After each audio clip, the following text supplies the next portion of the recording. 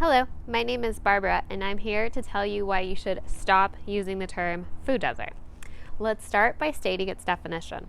The U.S. Department of Agriculture, the Treasury, and Health and Human Services came together to define a food desert as a census tract that has met low income and low access thresholds.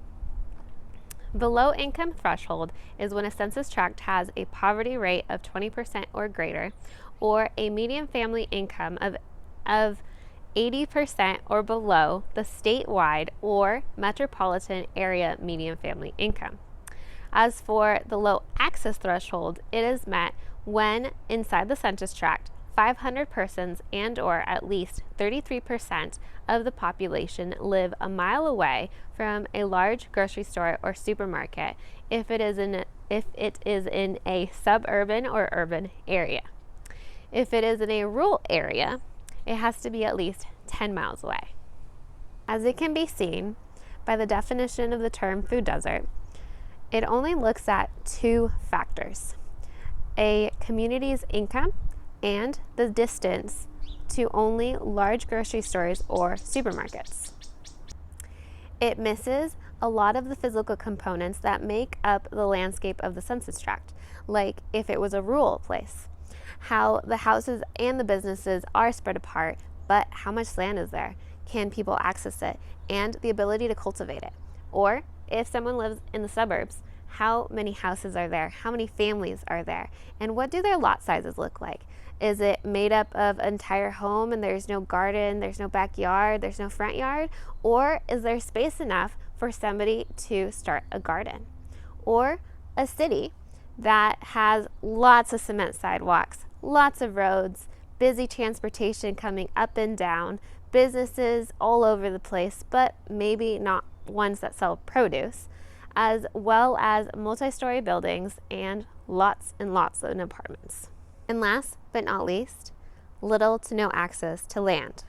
Instead, this term is quite misleading by using the word desert, which invokes imagery of a dry, hot place with little to no access to water, as well as little to no vegetation growing nearby that the average American would consume, and a tumbleweed going down the horizon of this very sandy place. And the definition relies only on one type of access point: large grocery stores and supermarkets, and a food system that is mainly made out of large companies for affordable, healthy foods. This overlooks that the products found in large grocery stores or supermarkets may lack nutrients, and that there could be more ways a person can access healthy and affordable foods. Let me demonstrate what I mean by showing you around Census Tract 13.02 here in Ventura County. The census tract has its west border as Wells Road and Los Angeles Avenue, its northern border as the 126 highway, its eastern border as the Ellsworth Barranca, and its southern border as the Santa Clara River. This census tract encapsulates approximately 470 acres of active agricultural land, 4.5 acres of untouched land, an eastern neighborhood of Ventura, and most of the unincorporated area of Saticoy.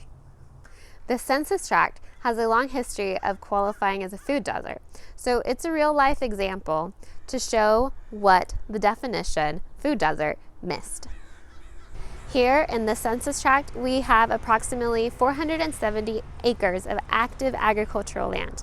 It produces consistently throughout the year, as in this county we have exceptional weather that allows us to do various crops throughout the year. On this land, some of the items that you will find growing here are celery, strawberries, cilantro, lemons, avocados, tomatoes, squashes, squash blossoms, and lettuce. You'll also see truckloads of produce being hauled out of the census tract. It's quite the juxtaposition from the term food desert, where it states that there is no healthy food to be found in the census tract, when people are literally surrounded by it, and only just across the street, or the width of a street, or down the street from it. Also, this amount of land could generate all of the produce that the people in the census tract need per year. Yeah, that's right, per year. This land could generate the amount of produce necessary to feed approximately 2,810 people who live here. Consequently, this produce will more than likely have a higher nutrition content than compared to the fresh produce found in large grocery stores or supermarkets. This is due to what is called transit time. It is the time that it takes to transport that fruit or vegetable from where it was grown to the hands of the consumer. In most large grocery stores or supermarkets, their fresh produce travels long distances, some of it coming within the same state, a different state, or a whole different country. As this produce travels, it's naturally losing its nutrient content. So you aren't getting as much nutrition in that produce compared to something that was freshly cut this morning. You may even need to consume more of this cheap produce from the large grocery store or supermarket that's traveled large distances to get to you in order to meet your daily nutrient goals. So the produce grown here could be of great benefit to the people that reside in this census tract. And this isn't new to this area. This entire area used to be part of Saticoy, which has a long history of being a beautiful agricultural land that gave work to the community and supplied its produce. Now to our next point. The term food desert doesn't take into account any type of pop-ups. Access points like a farmer's market, a mobile farmer's market, or if a vendor sets up in your area are not accounted for in the term food desert. Here in this census tract at the corner of Wells Road and Violetta Street, a vendor consistently on the weekends comes and sets up shop in order to sell produce. The produce found at this vendor's location may or may not be locally grown, depending if this vendor is the farmer themselves, if they're working with a local farmer, or if they are a wholesale retailer, meaning they've bought the produce at a wholesale price in order to come out and be able to resell it. Thus, the nutritional value of the produce that is found here will vary depending on the factor of where was it grown and what was its transit time like.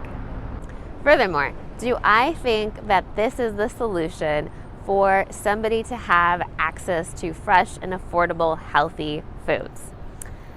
It isn't the solution, but it is a factor, and it is a piece that can help weave a safety net of food security for a community. With that said, we also have small stores. Now, I know what you are thinking. Barbara, these stores are notoriously known for not having healthy food and being overly priced, high calorie, and high fat.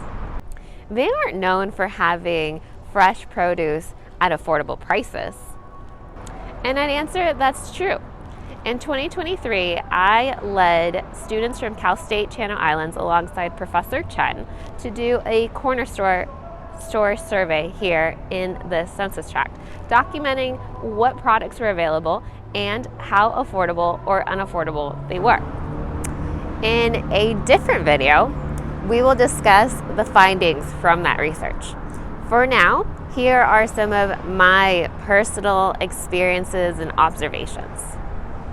Like here at Bindy's Food Market, they started having more produce, and some of their produce is even priced the same as a large grocery store or supermarket.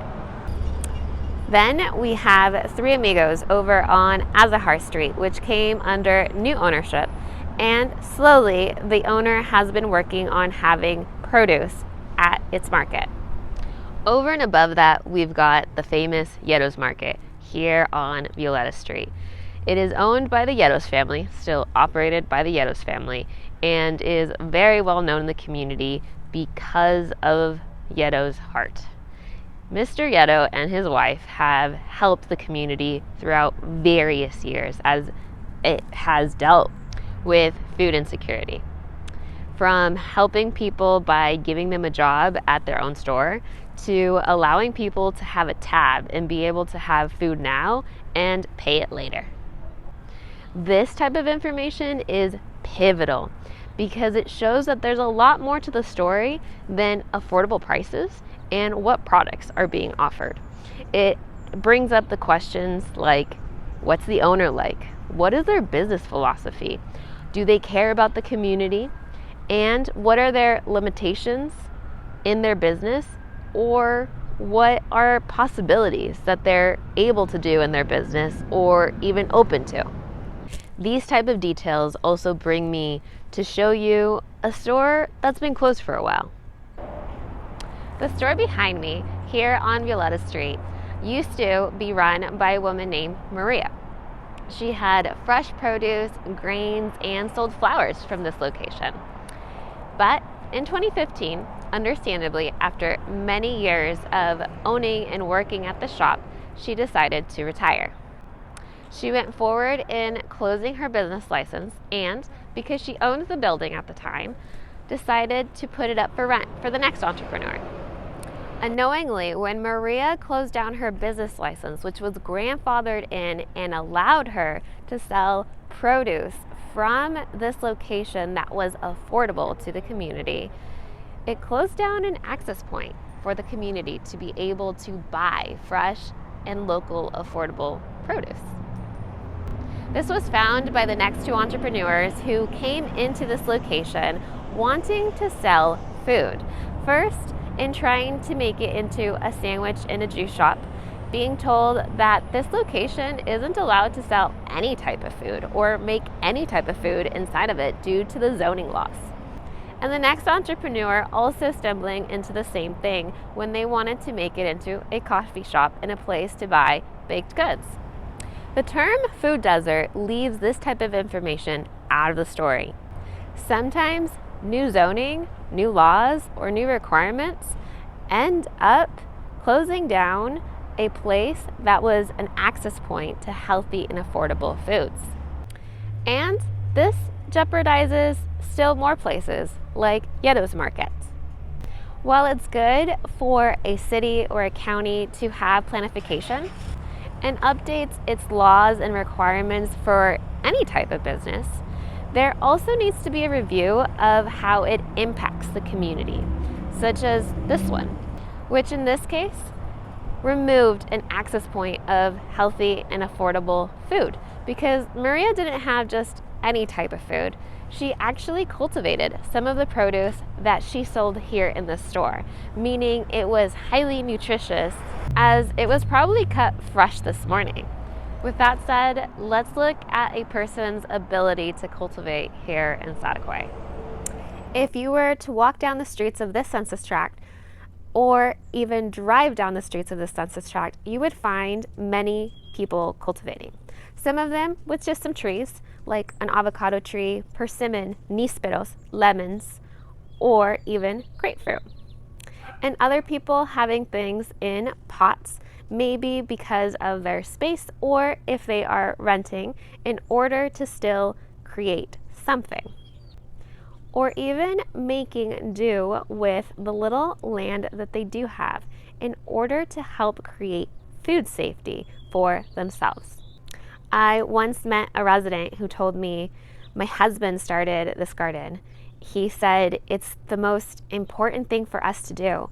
If we lose jobs or if the income goes down for whatever reason, like our hours, we at least will have fresh fruits and vegetables for ourselves and our children. So he gets to work after he works long hours, straight into his garden after work, and puts in a couple more hours in his own yard to cultivate things like chilies, tomatoes, chayote, and other things depending on the season, allowing him and his family to have some food security if times get rough, if there's that unexpected bill, if the hours at work go down, if the work disappears, because that happens. He knows that he still has something for him, his wife, and his children, whether it just reduces the bill that month of what they need, or it is able to give everything that they need and allowing them to even save during good months. I myself, alongside my family, have experienced this. Even though I am somebody who has a high school degree, who has a university degree, and is debt free, has had an emergency fund, I've also had life happen to me. We can't foretell or foresee the different accidents that are going to occur in our lives that then wipes out that emergency fund. And we also can't predict when we will get a job, or if a business will go down and under, or if our hours at work are going to be reduced. It's something that, as much as we prepare for, we can't always be our own safety net. So during those times, and even this time of having no income to low income, I have been very, very fortunate to have a yard that I can cultivate in. It's not huge, and I have no green thumbs at all. Neither does anybody in my family, but we have been blessed with an apple tree, a lemon tree, an orange tree, nopales, and even nature itself helping us by nature deciding to plant a passion fruit tree and our Barbados gooseberry, which you probably haven't heard of, but it is a native plant to this area and is edible. Let me show you some of the harvests that I have had. In 2024, because of all of the rain that came into our area, our apple tree went nuts. It produced so many apples that I picked, I cleaned, and then I placed in the refrigerator and took up about half to 2/3 of the refrigerator. From there, I went and, of course, ate some and revolved my diet around that to help me with my food insecurity of not having enough income, not knowing when my income would come, and making sure that my bills still somehow got paid for with the little amounts that I got, or which ones am I going to place first, of making sure it's a full payment or partial payment to make things keep going forward. I also gave some away because it was too much for our family to eat, and I didn't want it to go bad. So some people, I gifted them our organic, no pesticides of any kinds because we don't use anything in our yard, free apples for them to juice, for them to just eat and cut up raw, to place into their kiddos' lunch bags. Or I made applesauce and helped my friends enjoy, and their children enjoy, homemade, organic, pesticide-free applesauce. This accessibility to land and ability to cultivate the land is the most important, valuable factor when assessing any area for food security.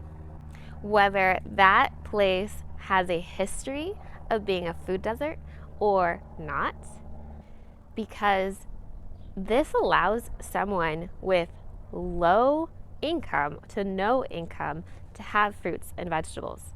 For our yard, just watering these few plants that have helped us in our time of need, it's been about $2 to $3 a month of water. And not even for the whole year, because during the times that it rains, we don't water them. So we're talking about maybe 9 months of watering, which turns out to be $18 to $27 a year for the amounts of produce that we got from our few plants. As I showed you, the apple tree gave a little over half of a refrigerator full worth of apples. Our lemon tree has given pounds and pounds of pounds. Just right now, it's got about 30 pounds of lemons on it. Our orange tree has also given another 10 pounds or so of fruit. And our cactus, I didn't measure that one, but I can tell you that it fed my family and I for a month with different things, like creating it into salad, frying it up to be a stir fry, or putting it into like tacos. And one of the most important things from this is that it was highly nutritious. It was dense with nutrients because I literally would come out into my yard in the morning or once or twice a week, depending on the fruit or the vegetable, and start picking everything and start cleaning everything, and was eating that throughout the week and the next week and the next week. There wasn't a long transit time period where the nutrients started going down because it was grown far away, like in Mexico or Central America. So my family and I got lots of nutrition out of this and was even able to supplement it when we did decide to go get some stuff from a food bank, allowing us to stretch our dollars even more with the little income that we have, of being able to plan out our meals and still take care of our health to the best of our abilities due to our circumstances, which is very pivotal because when people are dealing with food insecurity, it's been documented that many of them already had a health problem and their health problem gets worse, leading to trips to like the emergency room for hypoglycemia, or it leads to them having health problems because of the lack of nutrition that they are experiencing. This then sometimes leads some people into a cycle of not being able to work, not being able to save money, not being able to increase their income because their expenses due to their health have increased. And for other people, sometimes it means being on that hamster wheel of grind more, work more, do more, because food desert doesn't encompass the issues or the type of food insecurity that people with higher income experience. Yes, I said it. People with higher income experience food insecurity because even if they have that $100,000 or $120,000 or $150,000, here in our county and in our state, rent is extraordinarily expensive. Housing is extraordinarily expensive. Healthcare, health insurance is extraordinarily expensive. Insurances of all kinds that we have, from our car insurance to our home insurance, are expensive. And daycare, one of the biggest costs that families experience. So people that aren't seen as low income and aren't seen as people with problems like this because they're not below the poverty line are also stressed out and being tugged and pulled all of the time of what kind of decisions do I make in order to make sure that this income is enough, that I feed myself, that I feed my spouse, that I feed my children, and trying to not end up with health problems, because we know that the more produce that we eat that is packed with vitamins and minerals helps us avoid diseases, helps us be strong and healthy and active in our daily life. But families or even individuals or couples are faced with these types of decisions with our current food system. Because if you haven't noticed, most of it is agricultural land that then goes to distribution. Then it's going to go to some type of marketing before it hits the shelves of some type of store, where without money, you can't access those things. Without cash, without card, without maybe even debt, you aren't going to have those things available to you.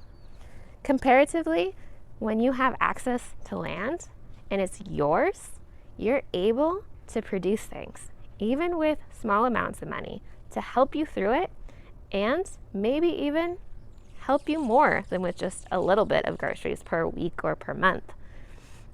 Maybe because of the size of your plot or knowing more gardening than I do, you're able to cultivate even more of your produce by yourself. And I know some people may be thinking the time that it takes to cultivate, in which it's going to vary and depend, because not everything needs help every single day. Not everything needs to be looked at every single day, but maybe on a weekly basis or maybe on a monthly basis. If it's seasonal and it's going to have its end of cycle in a month or two and needing to clear out the beds, or it's a tree that's going to last me for many, many years, and I just need to prune it and make sure that it's got its water and some fresh resources. For some people, this has allowed them to pivot into something new and create an income, whether it's a YouTube video like this, and educating others, or selling their actual produce that they create in their own property to their local community. So this type of situation is not just one thing, it's multiple things. And it's an economic opportunity for the people of that geographical area, not just for large companies that, let's be honest, they're doing okay. But what about the people in your area who are struggling to be able to pay for every essential basic item in today's world? After all of this information, I've got some questions for you. Like, here in Census Tract 13.02, that has a history of being a food desert, do you think it doesn't have any healthy or affordable food here? Could there be a different way for people to access healthy and affordable food here in the Census Tract or any Census Tract declared a food desert besides a large grocery store or supermarket? If you like this video, found it informative or helpful, please like it, share it, whether you're in Ventura County, or not, because this isn't something that only our location is dealing with, but many areas in the United States. Please share it. Also, subscribe, because I will be developing more videos about this topic.